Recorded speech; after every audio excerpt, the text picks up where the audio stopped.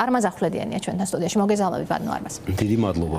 დავიწყოთ მოდით პირველ რიგში ყველაზე მნიშვნელოვანი EUTOS მოსკოვის მექანიზმის გამოქვეყნებით. პირველ რიგში შეგვიძლია გამოვეხმაუროთ ამ ინიციატივასაც და მერე გადავიდეთ ივანიშვილის ასე ვთქვათ თავზე დავიწროებულ ყულფზე. რას ფიქრობთ ახლა არის მომენტი ივანიშვილთან დიალოგის?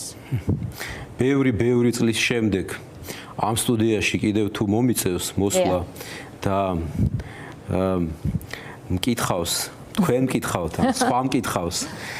აი ვთქვათ 10 წლის წინ, 15 წლის წინ ეს დიდი უბედურება რომ შეეყარა საქართველოს რა სამი ნიშნით დაახასიათებთო, ვეტყოდი რომ აი სამიდან ერთი არის გაუგონარი ცინიზმი, რომელიც სუფევდა იმ დროს, ანუ სუფევს ახლა. აი თქვენთან რომ მოვდიოდი ყობახიძის პირდაპირ იყო და არ ვიცი, თქვენ ალბათ ნახავდით რა თქმა უნდა, მაგრამ რითიც დაასრულა ეს არის გაუგონარი ცინიზმი.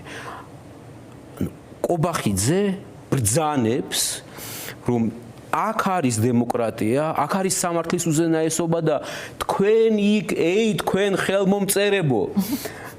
აი მოსკოვის დოკუმენტზე იმ სახელმწიფოებს ვიმართავს. გასწავლით იქით დემოკრატიასო. თქვენ ეს გამოცდილება გაიზიარეთ. ხო, ცინიზმი ზოგჯერ ქალბატონო სოფო ფარავს ხოლმე რაღაცა არსებით, მაგრამ ჩვენ ამას ცხადე არ უნდა წამოვეგოთ. ეხლა იმიტომ დავიწყე ამით რომ აი ამ გაუგონარი ცინიზმის, ამ გაუგონარი სიყალბის, ამ გაუგონარი ანტიეროვნულობის, ანტისახელმწიფოებრიობის, ანტიდემოკრატიულობის და ანტისამართლიანობის და ანტიჰუმანიზმის ფონზე უნდა გითხრათ პირდაპირ დიალოგი საოცრებაა პირდაპირ. აი ამაზე მეც არ ვიტყვი. არც კი მინდა ეხლა ვთქვა ლელო, აღარ მინდა. ეს მათი არჩევანია.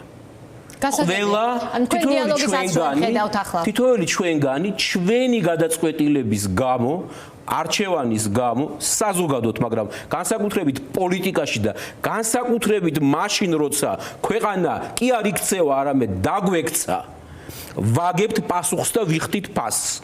ლელოც იხდის ამ ფასს და გადაიხდის.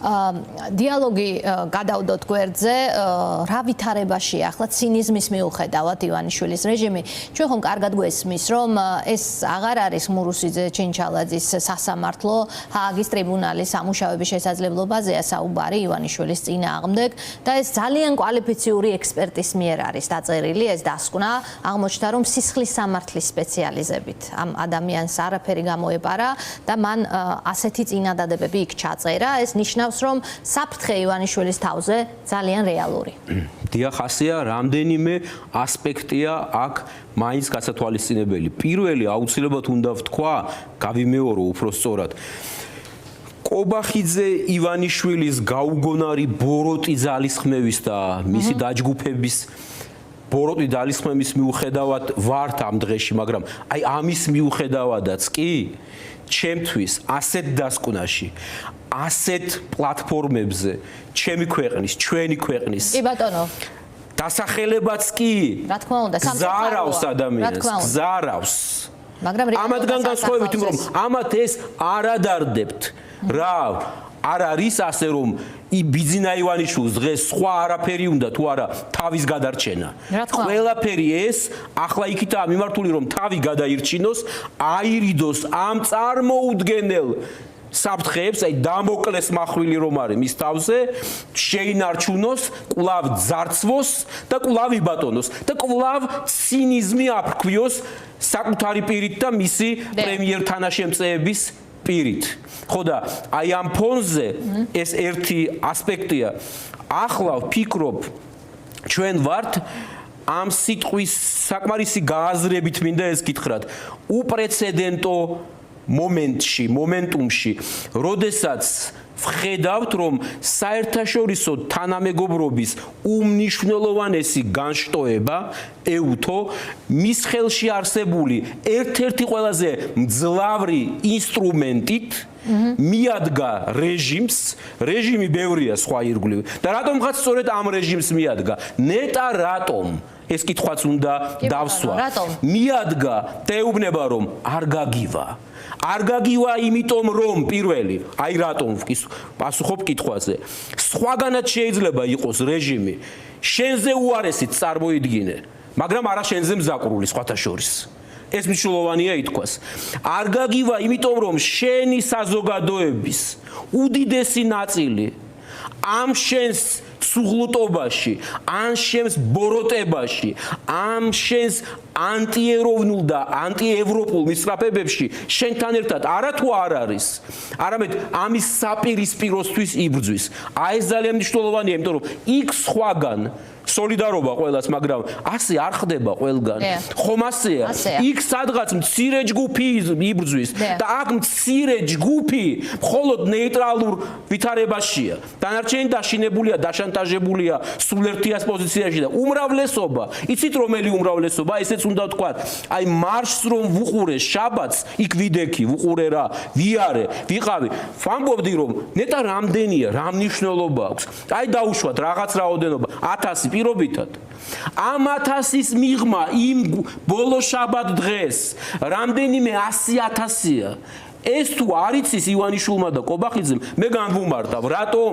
იმიტომ რომ ამათ მიმართ რომ სოლიდარობა, ანუ პროტესტის მიმართ რომ სოლიდარობა, ასეთი სოლიდარობა დღეს ქვეყანაში არაფერს და არავის არ აქვს. და ეს არის ერთი მხრივ შუმი სოლიდარობა, მაგრამ მეორე მხრივ სოლიდარობა, რომელიც ამოიფქრება ისეთ ზალად, ისეთ მუხტად გარდაიქმნება. ვაი, ჯერ რომ არ ყოფილა და ჯერ რომ არ უნახავს საქართველოს. ეს ერთი დიდი ასპექტია. მეორე ის არის რომ ამ უდიდეს და უპრეცედენტო მუხტ პროტესტისას საქართველოში სჭირდება, სასიცოცხლოდ სჭირდება სწორი, აი მხოლოდ სწორი, ერთადერთი სწორი, ერთი შეცდომის უფლებაც რომ არ აქვს, ისეთი სწორი პოლიტიკური დღის წესრიგი. აი ეს არის რომ გითხრათ გულწრფელად ჩემი მთავარი საფიქრალი და სადარდებელი. ეს არის სხვათა შორის ჩემი დაკვირვებით, ჩვენი საზოგადოების უმრავლესობის იმედგაცრუებისაც და გარდის მთავარი საგანიც. ეს გვჭირდება. დღეს ალიანსი ცდილობს ეჭვიც არ მეპარება, რომ იქ ბევრს საუკეთესო სურვილები აქვს. დიდებული გამოცდილებაც აქვთ. მე ვიცნობ ამ ადამიანების ნაწილს და ვიცი რა შეუძლიათ მათ.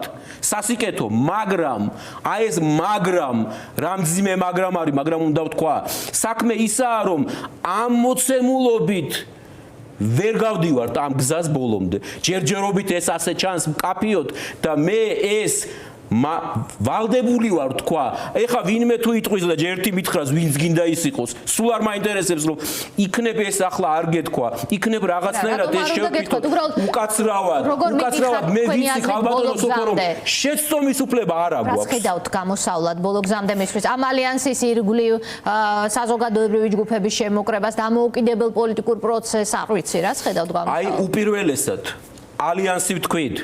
მოდით თავი გავანებოთ სრულად ალიანსს. ალიანსის შემადგენელი ნაწილები რომ ავიღოთ, 1, 2, 3, აი ზოგიერთს განსაკუთრებით კონკრეტულ ადამიანებს, ამ ჯგუფებს უცხადებ მხარდაჭერას და სოლიდარობას და მინდა გამოუვიდეთ. მაგრამ იცით რა, უნდა ხვდებოდეთ რომ ალიანსი სადღაც მიღმა კი არ უნდა იყოს. შესაძლოა იყოს ეპიცენტრში, მაგრამ ფუნქციით. და აი ეპიცენტრში და გამწევი ძალის ფუნქციით.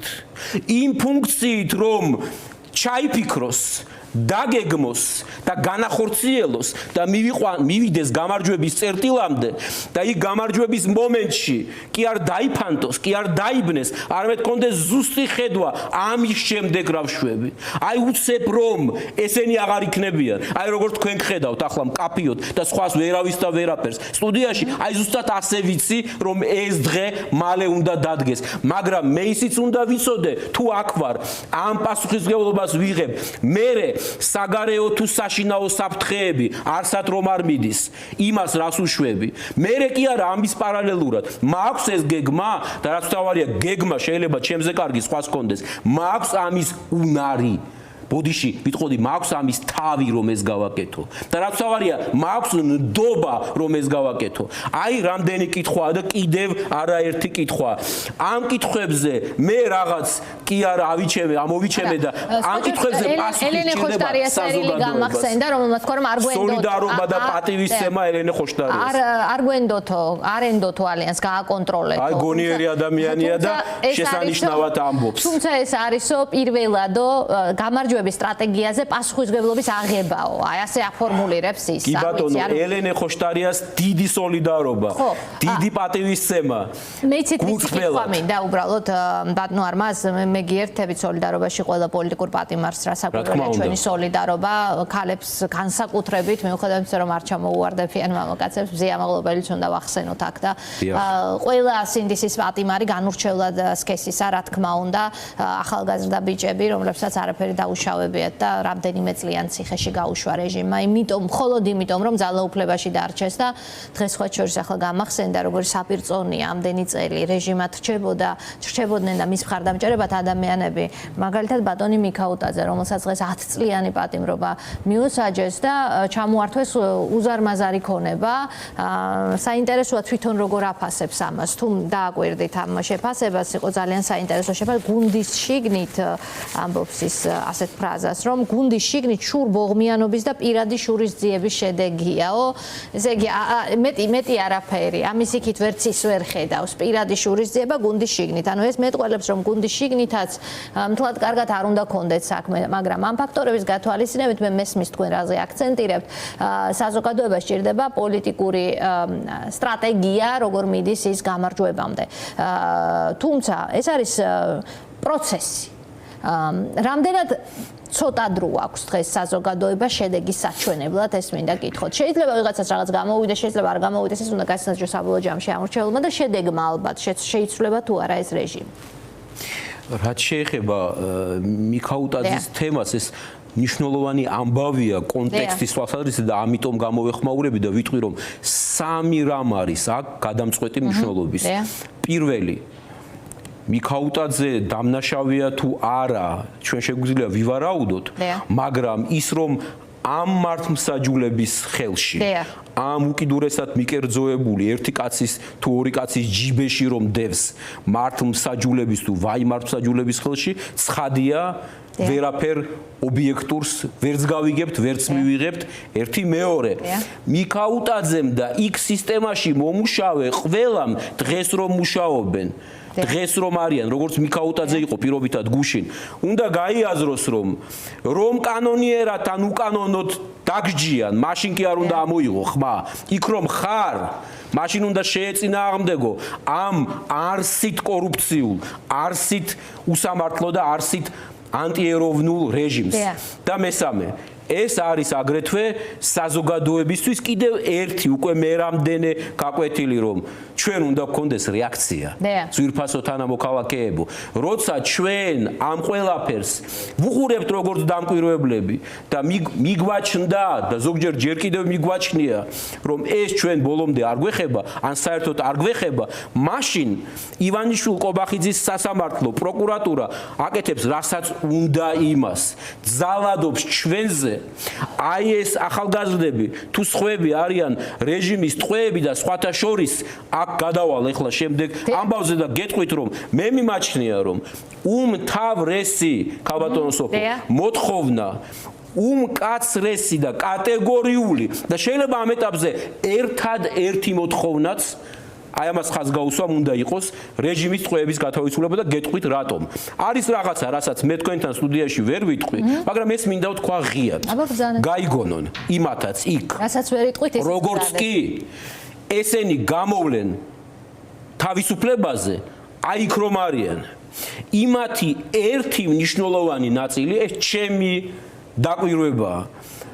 აუცილებლად გახდება აი ეს გამწევი ძალა რომ ვახსენე თავში იმ გამწევი ძალის პირველ რიგებში იქნებიან ისინი ეს შეიძლება ვიღაცას არც იმხარეს ეს სიამოვნოს და არ გაგიკვირდეთ არც აქეთ ამხარეს მაგრამ მე ეს არ მადარდებს მე მადარდებს ის რომ ეს მანქანა უნდა არაუბრალოდ დაიქოქოს მარტივად და მიწოლა კი არ უნდა სჭირდებოდეს, არამედ უნდა იყოს მძლავრი ლოკომოტივი, რომელიც პარტია ერქმევა მას.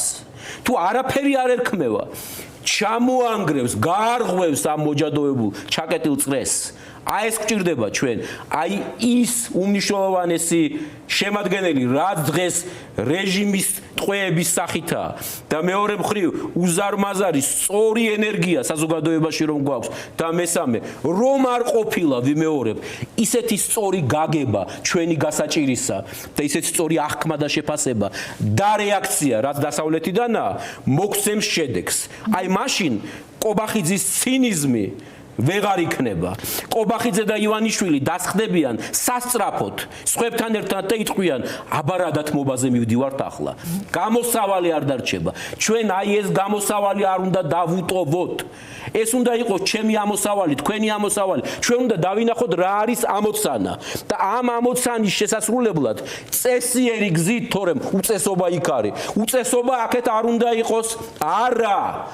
კატეგორიულად კი არავინს ჩადის, მაგრამ ისევ ამბობ, წინსწრებად მინდა ვთქვა. წინსწრებად მინდა ვთქვა, იმიტომ რომ დავინახე და გადაუარო და ან წაქცეულს შევდგე, ასე ვთქვა, ხომ ხვდებით რა არა, არა. გამორიცხულია ეს. ერთხელ მაინც გავაკეთოთ წესიერად, შეცვლად წესიერად გავაკეთოთ. ეს ჭირდება საქართველოს და ამის შემძლე, ამის მოშურნე, ამის მსურველი და ამით ვიტყოდი ასე, აი ამით შემოსილი ჯგუფი ჭირდება ადამიანებისა. ამით შემოსილი. ახლა არ თქვას ვინმე, კი, მაგრამ ისინი არ არიანო თქვენ მერიდებით ახლა ვატყობ. არ მერიდებით, გისმენთ უბრალოდ გასაგებია. პატივცემ იმას რომ მაგალითად ზოგჯერ სხვა მეტყვის, აბა დაასახელე ახლა და როდის იყო რომ გავეკეცი დასახელებას. არა, ისე გეუბნებით. ნაწილი გამოუშვა სხვა შორის, ივანიშვილი გამოუშვა რა შვეთვიანი ვადა მოიხადეს ტულუკიანის არაბო. მნიშვნელოვანი ნაწილია იქ. თქვენ ამბობთ არაპოლიტიკოსებზე. მათ გულისხმობ გიახ, სწორად გამიგეთ, ისე ერთსაც ვიტყვი, ერთ უცნაურობასაც ვიტყვი, მაგრამ არ შემიძლია არ თქვა, მithქვამს ახალ პირველად არ ვამბობ, რომ თავისთავად თუ ვინმე არის რეჟიმის ტყვე, ეს არ ნიშნავს იმას, რომ ის არის უმციკლო და ერთადერთი და არა, ეს ვაღიარებთ, რომ რეჟიმის ტყვეა. ისე ვამბობ, თეორიულად ვამბობ ამას, მაგრამ ეს არ ნიშნავს, რომ შენ ხარ იმის ღირსი, რომ სადღაც სათავეში ჩადგე. ეს ამას არ ნიშნავს. შენ ტყვე ხარ, თუ ტყვე არ ხარ, მთავარი სხვა რამ არის. იცით რა არის მთავარი? მთავარი არის ის, შენ რომ ამბობ, კარგი სიტყვებით რომ ამბობ, იმის გამკეთებელი ხარ უანგაროდ, ბოლომდე და შეგნებით, უბრალოდ უანგარო შეიძლება იყო, მაგრამ არ შეგეძლოს გაკეთება.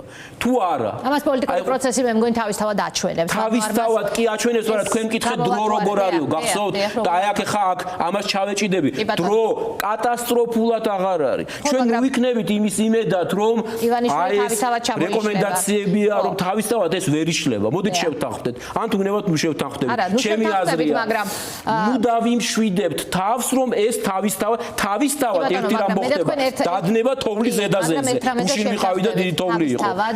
ეს თავისთავად არ მოხდება. თავისთავად რომ ამ დანაშაულებს, რომელსაც ჩადის რეჟიმი, ხანდაზმულობა არ აქვს, არც ტერიტორია არ აქვს, საქართველოს ტერიტორიაზე კი არის ჩადენილი, მაგრამ ადამიანურობის წინაშე ჩადენილი დანაშაული, ასე რომ ადრე იქნება თუ გვიან, ამ ხალხს ამაზე პასუხისგება მოუწევს. თუ ისე თქვენ დაიწყეთ მოძრაობა ფურცლებთან, ხდები ვასრულებთ. ამიტომაც ბოლო ფრაზების თქვა შეგიძლიათ, სხვა სტუმარიც უნდა შემოვიყვანოთ ბატონოს. ნახე რა კარგად იცით. აბა ახლა ეს თუ აღარ ვიცი და რა უნდა ვიცოდე, მაგრამ შევაჯამოთ შეიძლება ითქვას ასე. საერთაშორისო ასპარეზზე დაიდო დასკვნა. ყველაფერი გააკეთა დასავლეთმა, რაც მის ხელთ არის, მათ შორის სანქციების ამუშავების ნაწილშიც. ივანიშვილს უწოდა ის, ვინც არის მის რეჟიმს. აქ საქართველოს მოქალაქეებს უთხრა, რომ ვარ თქვენს გვერდით. პოლიტიკური პროცესი ასე თუ ისე დაიძრა, მოძრაობს ამ მიმართულებით. თქვენი შემაჯამებელი სიტყვა რა იქნება? რამდენი მაქვს დრო?